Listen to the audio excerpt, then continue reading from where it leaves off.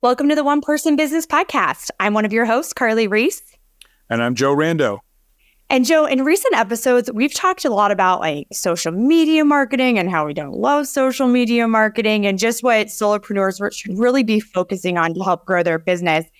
And something we haven't really dabbled on, which you and I love and which we use so much in Lifestar, are emails. Email marketing. I know people are like, oh, well, I get flooded with emails in my inbox, but it's because they work. And that's a good way to reach out to your community to get the message out that you're looking for. And so we were like, why don't we actually cover this topic? We haven't yet. And it is so important. And we've seen so many benefits from it. So we have on the show today, Chris Orzechowski.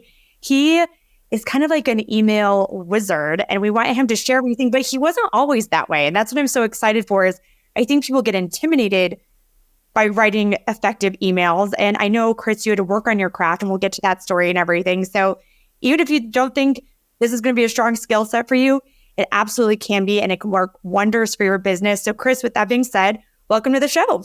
Thanks so much for having me. I'm excited to be here. Yeah, this will be great. Well, and I was talking about, because when we were prepping for the show, you have a very interesting story. You weren't just like, oh, I'm going to be a writer and I'm going to make millions and millions of dollars for these companies. You actually started off as a teacher, if I'm not mistaken, and then you dove into the world of, gosh, you guys, I never get those words right, into the world of solopreneurship, and now you are where you are today. Can you tell us your story, your full story, and how you ended up here? Yeah, so I was a public school teacher. I taught special ed. I taught elementary school, 3rd, 4th, and 5th, writing and math. And then 2 years after that, I taught 8th grade special ed math. And, when I was in college, everyone was picking their majors and figuring out what they wanted to do. I'm like, I don't really want to do anything, to be honest with you. I always joked around in high school. I was like, I want to make a lot of money, but not doing a whole lot of stuff, right? Which obviously isn't a job unless you're a successful investor, in which case the whole goal is to just sit on your hands and do nothing and wait for the right opportunity, right? But I was like, I didn't know what I wanted to do. And I was a wrestler and I wanted to keep coaching. So I was like, I guess I could be a school teacher and coach. So it was very hard to get a job. When I was getting out, it was it'd be 500 plus people applying for a single teaching job. It was almost impossible. But I was, I'm male special ed certified, which is finding a needle in a haystack. In my cohort in college, it was all women and then myself. So I got a job like that. It was great.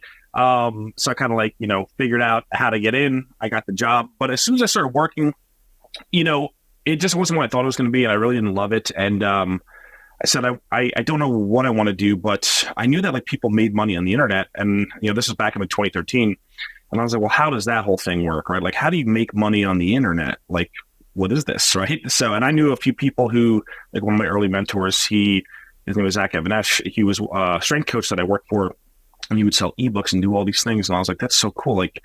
It's a digital download and you're getting cash for it. This is crazy. I was just enamored by that whole thing. So I wound up tumbling down the rabbit hole, starting a bunch of different blogs and things, and just learning the ins and outs. I had to learn how to do a WordPress site, and learn how to use Optimized Press and all these tools and everything. And I had a couple sites that did decent, but I didn't really make a lot of money. But then I discovered the thing that I was doing every day, writing copy. I had an email list and I was writing emails every day and blog posts. And I was like, oh, there's this thing called copywriting where you could actually get paid. People pay you a lot of money if your copy's good, and they run it and they make a lot of money because they make a lot of sales for the campaigns you create. So I always loved writing. In college, I would always try to take classes where I could write a paper instead of taking an exam. I was good at the exams too, but the writing was fun. It was you'd be at the computer lab, you'd be on your 7th Red Bull, at 3 a.m, and you'd just be cranking out words and listen to music. And so I was like, how do I just do more of that? And that's what kind of led me down the rabbit hole initially. And I was, so I taught for 4 years. And during those 4 years, I worked every single day on building up my writing business. And then eventually got to the point where I was making more as a writer, working part-time doing that than I was at the teaching job, which luckily, as a teacher, I only had to make more than, $54,000 a year. So and it wasn't some people that yeah, I had a $300,000 tech job. That's a tall, that's a tall order to replace that. But I was like, hey, I could do 5K a month. You know what I mean? So that's what I did. And then 2017, June 16th, 2017 was my last day. I quit and I went full time. So, okay, I love this story. And I think that's so funny that you shed light on like, oh, I just had to make that much. But what's interesting to me is you said you loved writing in college. But you also said you worked hard at building your writing business. Did writing come naturally to you, or did you really have to work on that craft? I think it came natural to me. I think, yeah, it definitely did. And I don't like to gloss over this because some people, they're just good at certain things. You know what I mean? And I'm not good at everything. I'm definitely not good at everything. But one thing I am good at is writing. And I feel like I have a bit of, I like to think, my dad, he did this big project where he traced our family lineage back, and we were able to track the Warzikowski name back into like the 1500s. And there's this very famous guy, Stanislaw Warzikowski, who was like this, big writer back then. So I always like to joke around and be like, oh, it's in my DNA, it's in my blood. Like I have the writing in my blood, So, but it always just came natural to me. Like even in college, like sometimes when we'd have parties, I'd write these, back when you used to do Facebook invites, I'd write these, I would like, we'd be drinking and I'd get on the computer and start writing these elaborate invites, and people would like laugh, and I'd make a lot of jokes and things, and people loved them. So like I always felt like I had it there. I don't know if I necessarily knew how good I could be at it, but I had kind of like an inclination towards it. I enjoyed it, and it just like, I guess the way my brain works, like I just think in writing, like when I write now, a lot of times I'll write to help me clarify my thoughts. It'll help me be like, I have these ideas, but I just need to get them out, so I'll start writing, and then I'll be like, oh, that's what I was trying to say. Gotcha. Okay, well, so I want to ask you some questions because it sounds like it comes naturally to you, but a lot of one-person business owners, that isn't their skill set. They have the reason they started their business, but marketing may not be that easy for them. Writing may not be that easy for them. So let's start honing in on email marketing specifically, since it's kind of what you're known for now. You've sold over 100 million worth of products for your clients, which is kind of a big deal. Why should people be focusing on growing their email list instead of maybe their social media audience, working on their website constantly? What is it about email specifically? And where does finding a niche play into all of that? So email is important because it's an asset that you own. Like you could take your email list with you. You know what I mean? Like if you want to move to a different email software, you can't export your Instagram followers. You can't export your Facebook followers. You can't export your TikTok audience. You know what I mean? And that's the biggest thing, because what happens with every social platform is there's like this, it's like a startup idea when these companies start up. And, you saw this with, not a great example, like Clubhouse. Like everyone gets, eventually they got everyone on the platform and they were going to plan to monetize it afterwards, right? But you see this with every platform where like Facebook, if you remember, a decade ago, they were getting people on the platform. They were giving you insane reach. So you can make a post and 80% of your followers, your 10,000 followers and 8,000 people would see your post. And now you make a post on your business page and 1% of people see it if you're even lucky, right? Because what happens is the platforms want to get you on, so they kind of hook you. It's like with the dopamine hits of like, oh, I'm posting all this content. You're getting people onto the platform. And then they pull that away. They pull the rug out from under you and say, now you have to pay for the reach with ads, which is understandable. They're a business. They need to make money, right? But with email, if you have a 40 or 50% open rate, then you're reaching 40 to 50% of your people every time you send an email, right? And it's not always the same 40 or 50%. So you might be able to reach an even larger percentage of your audience. Maybe the 40% of people who open this email, it's not the exact same. Maybe there's other people who didn't open that first one and the second one. So you could reach a much larger percentage of your audience with email because it's, it's the asset you own, the distribution is better. And it's really not that different because people are very intimidated by email. But then they'll post on social, they'll create content every day, and it's great content, but they just don't get the reach out of it, and they don't make any money because of the distribution level. Like you're not getting the same distribution, the same reach, because again, you're renting land on someone else's platform instead of owning your own platform. And that's where email is super important because you own, like I said, you own the asset, right? That list, if you start on another social platform, you're not starting 0 followers anymore, because let's say a new social platform comes out tomorrow, you email your list, tell them you're on this platform, and then those people will follow you there, right? So that's an asset that you own. It's an asset you can continue to monetize. And the important stuff in people's lives comes to their email inbox, right? Like as long as they're sending receipts and shipping notifications and password reset, instructions to your inbox, that's where people are going to go back for all the important things in life. So by you being someone who they say, I want to hear more from this person, and I'm going to sign up for their list, like that's a very important relationship because email is like private. and intimate, I guess is the word I'm looking for. But another thing because everything you're saying is so spot on, but I know so many people that had huge followings on some social platform and then got shut down for no apparent reason. Either got hacked, or even they didn't get hacked. They just, for some reason, they shut them down because they said they violated some policy. There's nobody to talk to. It's crazy. And so, yeah, I mean, I totally agree with you. If you don't have an email address, you don't really have an asset. Yeah. I mean, sorry, just to add to that, like, literally no reason sometimes. Like, sometimes people say inflammatory things or whatever, and like they'll get, that'll happen, right? That definitely happens. But like, I was looking one time with some e-com brand owner. He had a business, and he was advertising on Google, and they shut him down. No explanation. There was no recourse for him. He sold baby clothing. Like, it's not some like gray market. Like, is this legal? Like, it was the most boring, like, above board business you could imagine, shut down for no reason. And like, that happens all the time for no reason at all. And so it's, and I'm not anti-social media, because I think social media is exceptional for acquisition and for generating ideas and networking, especially. Like, that's where it's super important. And for ads, as I love ads, I run ads all the time. My clients run ads, super important. But like, you got to know like what tool is required for the job. Like, social media is for your acquisition, and then monetization and profitability and long-term revenue potential is from the people on the list. Is email marketing for everybody? Because we have some solopreneurs who are like, I just need 3 or 4 clients at a time to make my business sustainable and to make my business work for me. I mean, I would argue that it's still important, but I want to hear your thoughts on that. If they aren't necessarily, like for us, our newsletters, our event email, like everything we do, we're speaking to a really large list. So it's like, well, it makes sense. But if you don't need that many clients, what's your take on that? Every client you have, every client you have is going to leave you at some point. So like, what's the plan to replenish them, right? You can work with a client for 10 years, but like that's a universal truth. Like, you can work with a client for 50 years. At some point, you're going to die, or they're going to die, or they're going to move on, or you're going to move on, like, or the dynamics of the change. Like, Happy Thursday, right? Yeah. Like you're going to lose every client that you ever have. And that's okay. That's just the nature of client services, right? So like, it just depends on like, how deep do you want your wait list to be, right? And like, for me, like, I'm going to be in business for a long time. So I want a deep wait list. I want a line of people around the block. And like, that's where the list comes in, right? Because I know that if I have more supply than I have, if I have more demand than I have supply, things are always going to be in my favor. So that's why I think the list is important. Like, do you need it? Like, no, you can. I know people who just do social, and that's fine, right? But, there's this fitness coach that I know. He has 250,000 followers.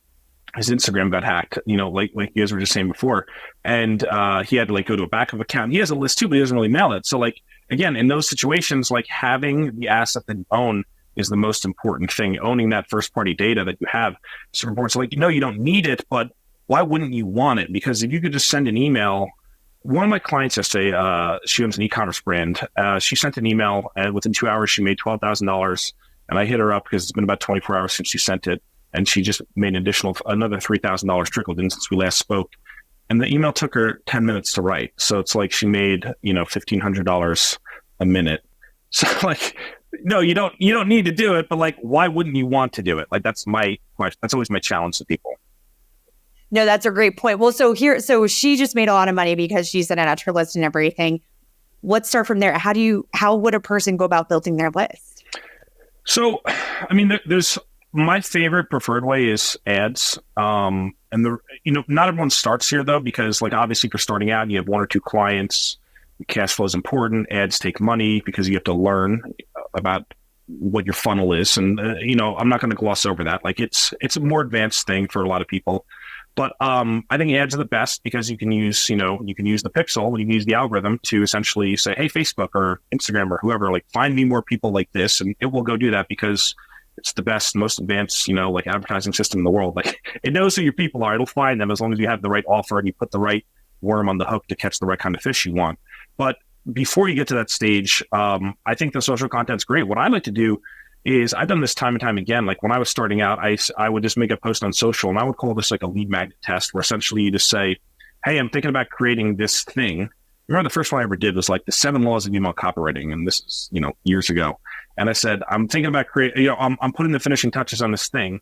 If you're interested in it, like, comment the word email on this post, and I'll send it to you. I'll grab your email and I'll send it to you when it's ready. And I got like 50 something people respond on that. And I didn't even create the thing at that time. I just was testing out the idea. But again, like they don't know, like it doesn't matter if it's done or not, right? Because if no people commented, I wouldn't have wasted time to create it. But I put that post out. What's cool is as people are starting to comment on the post, what does that tell the social media algorithm? It tells the algorithm, wow, this post is really popular. We should push this out to more people. And you've seen this before, like, hey, my friend just commented on this thing from this person I don't know. What is this about? And then you click over and you see it. Maybe you're interested in that too. So it's kind of like a snowball effect. So that's what I started doing initially, because my list was like 55 people for months. And, I was emailing and I was like, well, I'm not really making any money because I have 55 people and I didn't really have offers either. I said, how do I really start growing this? So that was one of the first things I did. And it jumped from like 55 to like 120. I said, oh, okay. And I did another couple times. I get to 200, 300, 400. And now we have some momentum, right?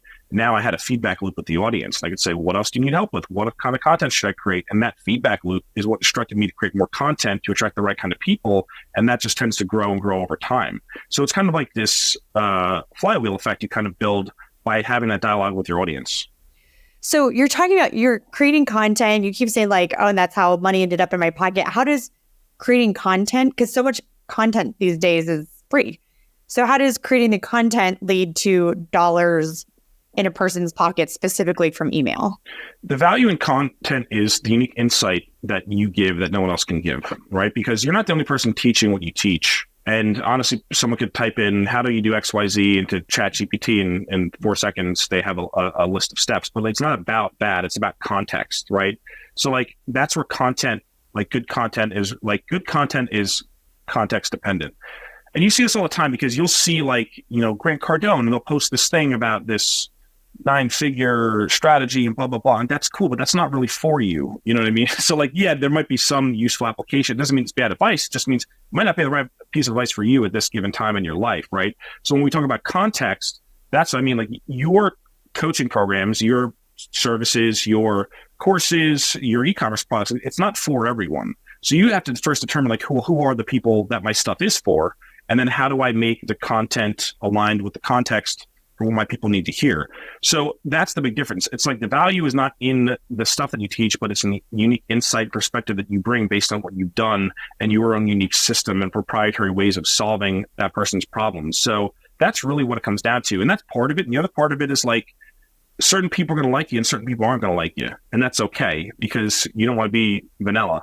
You know what I mean? Like vanilla is vanilla. It's like, like some people like vanilla, sure, but like, it's not, no one's going to brag on Instagram that they had vanilla ice cream. They're going to brag about this insane flavor with this triple chocolate with peanut butter, blah, blah, blah. Like that's the difference.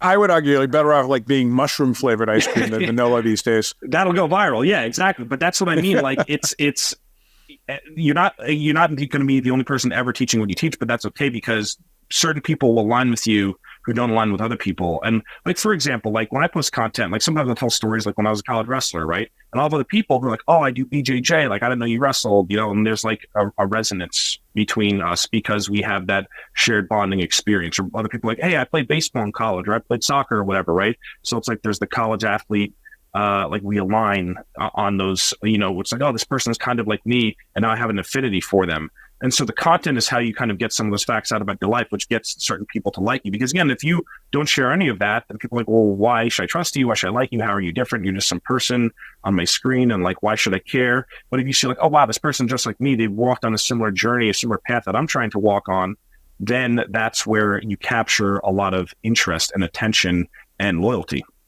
And so just to clarify, you are not charging for this content. You are just building up ways for people to know, trust, and like you, so that when they go to your site, they're more likely to purchase your services. It's not that you're charging for the content. It's that you're just building that relationship with the content. And then people will be like, oh, well, I want to work with this person.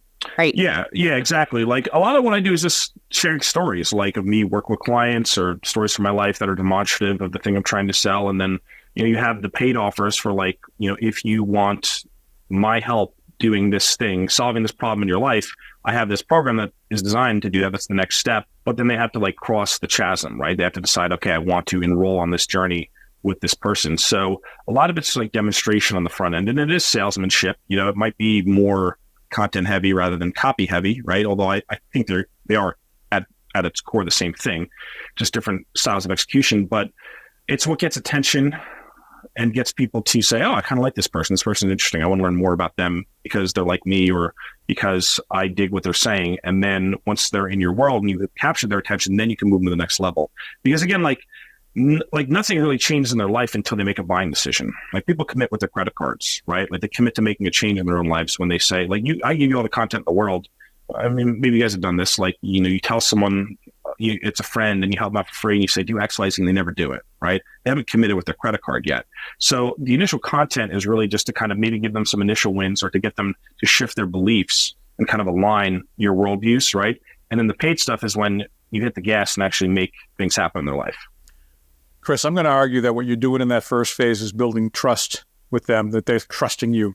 Because nobody turns over their credit card until they're sure they trust whoever it is they're dealing with. And it sounds to me like that's exactly what you're doing with giving them good information and good content. Yeah, like when they see enough stuff, once you share the 147th success story, they're like, okay, this person knows what they're talking about. Like they proved it. Like I believe them now, and because again, like you probably had cold emails in your inbox and someone's like, I can get you this result. It's like, well, who are you? Like, like maybe you can, maybe you can't, but like, I'm just going to send you $5,000. I bet you 5 minutes ago. Like that's very hard to do, Yeah. Well, and Chris, I have a question. So I meant to ask you this earlier, but just since we're talking about credit cards, maybe think of payments again.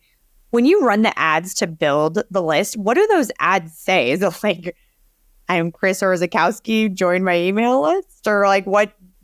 Because they're short. So what are some effective copywriting tips for those? So it depends on like what your offer is, right? Because I've done some free funnels where it's like, hey, I'm giving you this free template or training or webinar or whatever, right? Which is going to teach them a bigger thing.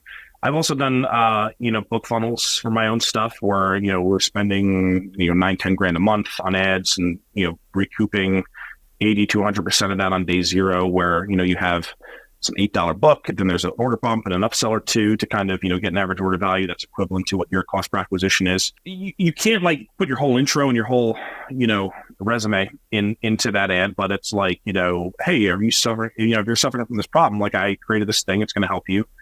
In case you want to know who I am, here's who I am. Here's a few things you need to know about me. And if you have this problem, this thing will help you. Bullet, bullet, bullet, call to action, urgency, or whatever, right? Where is this ad? Where is this? Is this a Facebook ad? I like doing Facebook ads. I think for most people, Facebook and Instagram is like an easy way to start. I've done YouTube too. For clients, I've done a lot of different networks, but I think Facebook and Insta, like, get started there. It's easy. It's proven. They have 2 billion people. They have your customers. You know what I mean? Like they're there. It's not, are my customers? They're there. There's 2 billion people there. They'll find them. But I think that's the way to go initially. And they don't have to be super long. Sometimes just like, hey, I'm giving away this book that does blah, blah, blah, blah, blah. And like, then when they read the book, they'll know more about you. But again, it's about like, what is the problem people have, right? If you can call out the problem and offer the solution, then you're starting to build that bridge of trust. So is this a video? I mean, is this an ad with a video that people are watching? Or I've done videos. It seems like you have a lot of content. Yeah, I mean, I've done videos. It sounds like a lot of content for just words. I've done videos. I've done static images. The thing is, like, when people are scrolling, they'll stop and say, ooh, what's this? I want this. Or I think I want this, right? It's like, ooh, look at this pair of pants. That looks cool. What's this about? Oh, what's this brand? Let me click over and see what this is all about. And then they land on the page and they start to read more. But even if it's like a book, it's like, what is this book about? I've never seen this book before. Wow, okay, it's a book that'll teach me X, Y, Z. I have this problem. Wait, let me investigate. And they land on the page. Oh, here's who the author is. I've never heard of this person, but they've done X, Y, and Z. They've been in these outlets. Here's their, here's some clients they worked with or whatever, right? Or here's some testimonials. So again, like you just need to capture the attention and the intent and on the front end. And then, you don't have to put everything. Some of these ads are 300 words. Some of them are 800 words. Well, maybe not 800 words, maybe a little bit shorter than that, but it might be 100 to 500 words. Sometimes less, right? And just like, hey, I have this thing. I want to give it to you to help you solve this problem. And if people have that problem, then they become, oh, there's a solution for this. Okay, let me investigate the solution. And the cool thing is like the algorithm will find those people. Like it knows who's having what problems at what time, and this is not really like a new thing. Like companies like Target, departments, like they've been doing this for decades now. Like there's this famous story about everyone thinks like, oh, the data, they're mining our data. They've been mining your data forever. They've been mining your data for 50, 60 years, like before the internet was even a big thing. Like there was a story, I think it was Target back maybe in the 80s where this girl started getting, she was like 16, she started getting flyers and coupons for diapers and formula and all these things. And the dad was like, what is this? Like, he stormed into Target and started yelling at the managers, like, why are you sending my daughter all these things about diapers and baby stuff? And turns out the girl was actually pregnant. The dad didn't know, because they just know based on your shopping behavior, and they have this data from all these public sources. And like, now times that by 100 with Facebook, because they see everything you're clicking, they see what you're posting about, they see what you're liking, they see what videos you're viewing. So they take all of that stuff and say, we know who has certain problems, you've probably done this before. You click on one, oh, that's a nice sweater. And then you get 100 ads for sweaters after that. It's because the algorithm knows, and it knows who has what problems. And that's why it's useful for you, because it can find the right kind of people for you. Yeah, absolutely. Well, no, that all makes sense from an ad standpoint. So I want to pivot, because we were talking about best practices for ads, but what we want to talk about today are emails. And so is there anything, like we talked about at the beginning of this interview, you were saying if 50% of the people open your email, you're reaching 50% of your audience at minimum, because it changes. Do you have any best practices for subject lines to increase that open rate, for the emails themselves to increase that click-through rate? Like what? Because the click-through rate is arguably more important. Like what tips do you have for people that are new to email marketing, or even new to just, I don't even want to say marketing, but just emailing clients and stuff? What tips do you have for them in the email itself? So the way I think about it is, I care about sales and really nothing else. I mean, like, I look at other marketers to be like, to see if there's anything uncharacteristic. Like if I have a 50% open rate and I send an email and it gets 12%, I'm like, oh, what happened? But for the most part, as long as you're fine with deliverability, I don't worry about that stuff. What I think about with emails, like if you're an influencer, people tune into influencers like every day, right? They'll go on Instagram and it'll be like, oh, this person who's this like D-list celebrity, and they have this, they post these stories, and it's like me at the park with my kids, and it's like people tune into this stuff, right? And we all have people we like to follow for any number of reasons and in different domains, right? But like, that's what email is. It's the same thing. And people think it's different. People think, oh, well, I write an email, I have to be corporate. I have to, title case my subject line. I need to make sure I'm very professional. It's like, no, it's just you getting content out that you would do on any other social platform. So if you like talking about memes, you can put memes in your emails. If you like telling stories from your life, what you did the last weekend with your kids, and you could tie it into your sales message, I do that sometimes too. It's like your own little TV show, but it's in print. And it allows you to kind of unpack stories and use those stories as demonstration pieces for the concepts that you're trying to help people with. I got an email printed out on my desk. It was the one that Sam Parr sent when he first started The Hustle.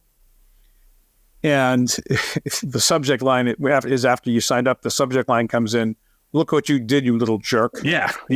Like that. From Home Alone, yeah. But everyone's like announcing a new product in our product line. Like, it's like, okay, that's a sales message, right? But if you see something, like I referenced when I made a meme, my new book that's coming out, and I had, Patrick Bateman with the CD. I put a picture of my book on it and did these like little Patrick Bateman quotes. So I made my last subject line, "Do you like Huey Lewis in the news?"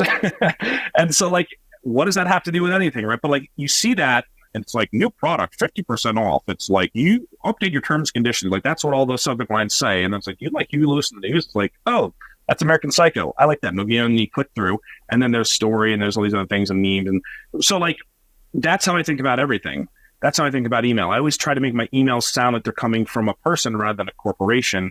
And that's like, I'll have everything lowercase. I like to make it look different and stand out in the inbox. I always like to make it look like it's coming from a person. Like, what would a friend send to you? Yeah. Interesting. That is awesome. Yeah. Wow. What would a friend Very cool. send to you? That's a great takeaway. And Chris, you did a little shameless plug that you kind of snuck in the rug there. And I'd be remiss rodeo. And I'd be remiss if we didn't ask you about this new book that you have coming out very soon. Can you talk about it? Yeah, it's called The Moat. And the reason I called it that was because that's what we're all trying to do, right? Everyone's trying to build a moat around your business, your brand. And so I said, well, let me write a book about that, because kind of harkens back to what we said at the beginning. Like, everyone is teaching what you're teaching. Everyone's selling what you're selling. Like, you have 1,000 competitors, maybe 10,000 competitors, right? Like, how do you differentiate yourself and build a system for your business that can help you multiply capital in a cash positive way, whether it's through ads or whether it's through all the marketing that you're doing, so that you can grow, so that you have margins, so that you have acquisition systems and retention systems. So it really just unpacks all of that. It's like my complete system, because I do a lot of fractional CMO work too. Like, I used to do a lot of email stuff. I had an email agency. Now I do more fractional CMO work, where I'm looking at everyone, like your entire brand's marketing and helping people grow that way. And I just realized a lot of people need the same stuff and they don't have it in place. So this book essentially walks you through. MOAT stands for mission, offers, acquisition, traction, right? Like those are the 4 letters in the MOAT. And it kind of walks you through like how to implement each one of those steps so that your brand can grow and you can create that flywheel where you're acquiring the right kind of customers. They're bought into the vision for what you have. You have the right front end offers and back end offers, and then you have traction to where you can keep acquiring them, keep monetizing them, and then scale up. Very cool. Well, Chris, if people are interested in reading this book, where can they find it and when? Actually, I'm starting the pre-order tomorrow, and then the launch, it's going to be on Amazon, and then it'll be Black Friday is when it officially goes live. But starting tomorrow, it'll be open for pre-orders. But 100yearbrand.co is my website. I'll probably have a link to Amazon there, or you can just go to Amazon. But yeah. And listeners, we're recording this on November 16th, 2023. So by the time this airs, the book will be available. So be sure to check it out. Don't wait. Go get it. Please. This has been such a fun episode. We ask all of our guests this, and since you help so many people find success through email marketing, we have to ask you what your favorite quote is about success. Oh, that's a tough one. My favorite quote about success is actually kind of an interesting one. I'd say it's from Napoleon Bonaparte, where he says, never interrupt your enemy when he's making a mistake. And the reason why I like that quote and how it relates to success is that a lot of times when you're out there building your business, you see what other people are doing, because everyone always presents the best version when they present their wins. And the way that the algorithms work is you just see win after win after win from these other people. And a lot of times you start to feel down about the work that you're doing. You feel bad about yourself. But you might not know what's going on behind that business, right? And people might be bragging about things, but their life is an absolute dumpster fire. And maybe they're making mistakes, or maybe they're rolling out to a new platform. You think, should I do that too? Like, oh, they just got set up on YouTube. Should I be doing that? Or they just got set up on this platform. They just launched this kind of product. But a lot of times, some of these initiatives fail that people do.